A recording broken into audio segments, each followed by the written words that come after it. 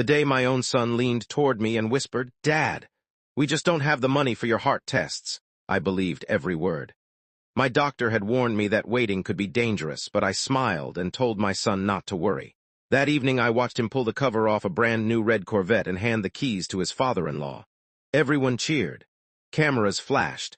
I quietly reached into my pocket, broke my heart medicine in half, and swallowed only one piece. I told myself half a dose was better than nothing. I never imagined that decision would lead to the biggest truth my family had ever tried to hide. If you enjoy emotional family stories with unforgettable twists and meaningful life lessons, I'd truly appreciate you subscribing to Behind Dad. And before we continue, I'd like to mention that the pictures shown throughout this video are creative visual dramatizations inspired by this story. They help tell the story, but are not real photographs from my family's life. My name is David Anderson. I'm 75 years old, and after losing my wife, Linda, 6 years ago, my son Jason became the person I trusted most. Linda always told me, "Money comes and goes, David, but character stays with you forever." I never forgot those words. When Jason wanted to open his own construction company years earlier, I mortgaged part of my retirement savings without telling anyone. I believed helping my son build a better future was worth every sacrifice. Watching his business grow made me proud. I never expected success to slowly change the man I had raised. A few weeks before all this happened, my cardiologist found something unusual during a routine checkup. He recommended several heart tests as soon as possible. The cost worried me, but I wasn't asking for luxury. I was asking for a chance to stay alive. That evening I visited Jason and quietly explained everything. He looked uncomfortable before lowering his voice. "Dad, business has been slow. We honestly don't have the money right now." I didn't argue. I even apologized for bringing it up. I hugged him before leaving, hoping things would somehow improve. The next evening my neighbor called and excitedly asked if I had seen Jason's surprise gift online. Confused, I opened the video. There was my son smiling proudly as he handed his father-in-law the keys to a brand new Corvette worth more than I had ever spent on myself. My chest tightened, but it wasn't my heart causing the pain. It was betrayal. That night I quietly cut my medicine in half to make it last longer. 4 days later, just after sunset, someone knocked on my front door. Standing there was Jason's father-in-law. His eyes were filled with guilt. Before saying another word, he looked around to make sure no one had followed him, then whispered, "David, I need to confess something before your son gets here." I stepped aside and invited Jason's father-in-law, Charles, into my house. The moment he sat down, I noticed he couldn't even look me in the eyes. He kept twisting his wedding ring as though he wished he could turn back time. After a long silence, he finally spoke. "David, I accepted that Corvette because Jason told me his company had just landed the biggest contract of his life. I thought it was a celebration gift. I never knew you were skipping heart tests because of money." His voice broke on the last sentence. I quietly nodded, but inside I felt my heart growing heavier than ever. Charles slowly placed a sealed envelope on my kitchen table. "Please read this," he whispered. My hands shook as I opened it. Inside were copies of dealership receipts, bank transfers, and a handwritten letter. The receipts showed Jason had paid cash for the Corvette only 2 days after telling me he couldn't afford my medical care. But what shocked me even more were the bank statements. The money hadn't come from a business contract at all. It came directly from an investment account my late wife Linda and I had built over 30 years. Jason had legal access only for emergencies involving me, yet he had withdrawn the money without ever asking my permission. I couldn't breathe for a moment. I wasn't crying because of the money. I was mourning the trust that had disappeared. I remembered teaching Jason to fish, helping him buy his first toolbox, and working double shifts so he could attend college. Every sacrifice suddenly replayed in my mind. I kept asking myself where that little boy had gone. How had success changed him so completely? Charles quietly admitted he discovered the truth while organizing paperwork for vehicle registration. When he realized where the money came from, he confronted Jason.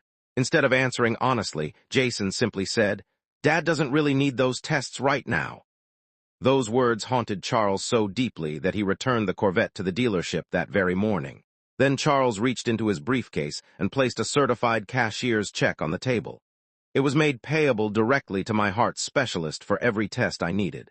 Tears filled his eyes as he said, "This money belongs to your health, not to my garage." Before I could thank him, another folded paper slipped from the envelope. It was a signed statement describing everything Jason admitted during their private conversation. At that exact moment, my phone rang. Attorney Michael Harris calmly said, "Mr. Anderson, don't tell your son anything tonight. Tomorrow morning, bring every document to my office. There's another piece of evidence you haven't seen yet, and it changes everything." That night, I couldn't sleep. Charles's envelope stayed on my kitchen table beside Linda's framed photograph. I read every page over and over, hoping I had misunderstood something. Instead, every document confirmed the same painful truth. Jason hadn't chosen a Corvette because he had extra money. He had chosen it instead of my health. I stared at Linda's picture and quietly whispered, "I tried to raise him the way we promised each other." The silence that followed hurt more than any doctor's diagnosis ever could. The next morning, I walked into Attorney Michael Harris's office carrying the envelope. Charles was already waiting there, looking just as exhausted as I felt. Michael greeted us warmly before placing another thick file on the conference table. "David," he said softly, "there's something Jason never expected anyone to discover." He opened the file and revealed financial records, emails, dealership contracts, and copies of text messages. Together, they showed Jason had planned the Corvette purchase nearly a month before telling me he couldn't afford my heart tests. Even worse, he had transferred money from my emergency investment account into his business account first, hoping no one would notice where the funds originally came from. Then Michael carefully removed another sealed folder. My heart nearly stopped when I saw Linda's handwriting across the front. Several years before she passed away, she had quietly updated our family trust without telling Jason. In her handwritten letter, she explained that if either of us was ever neglected while family money was being used for personal luxury, the person responsible would immediately lose every management privilege connected to our estate. She wrote, "Real love protects before it spends." Reading those words brought tears to my eyes. Even after leaving this world, Linda had still found a way to stand beside me. Charles then admitted something that shocked even the attorney. The night Jason proudly gave him the Corvette, Charles had secretly recorded their conversation because the expensive gift made him uncomfortable. On that recording, Jason laughed and admitted, "Dad will never know where the money went. Those heart tests can wait." Hearing my own son's words felt like someone had reached into my chest and squeezed my heart. The room became completely silent. Attorney Harris slowly closed every file before looking directly into my eyes. "David," he said calmly, "tomorrow morning Jason believes he's coming here to review routine estate paperwork. He has no idea the Corvette has already been returned, the trust has changed, and his own recorded confession is waiting to be played.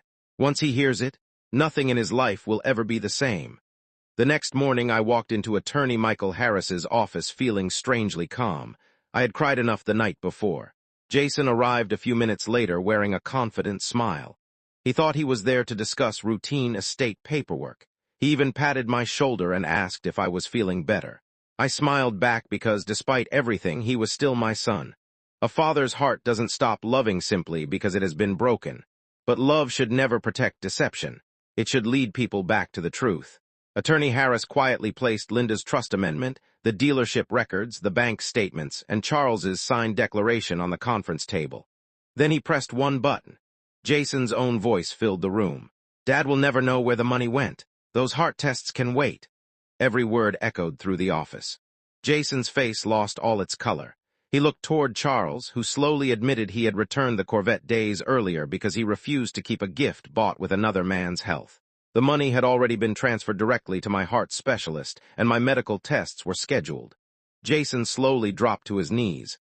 Tears streamed down his face as he whispered, "Dad, I traded your life for my own pride.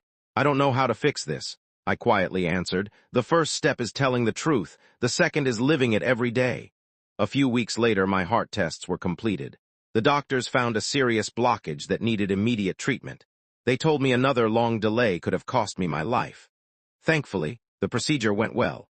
As I recovered, I often sat on my porch listening to birds sing, remembering Linda's words that character stays with us long after money disappears. She had been right. Wealth can impress strangers, but integrity is what saves families. Jason accepted every legal consequence of violating the family trust. He spent the following months earning back respect through honest actions instead of expensive gifts. I forgave him because carrying bitterness would only damage the heart the doctors had worked so hard to save. But I also reminded him that forgiveness opens the door, while trust is rebuilt one truthful decision at a time. If my story touched your heart, please leave a comment and tell me what you would have done in my place. Share this story with someone who believes parents should never have to choose between medicine and dignity. Thank you for spending this time with me on Behind Dad. And always remember this lesson. A luxury car can turn heads for a moment, but a parent's sacrifice deserves a lifetime of gratitude, respect, and love.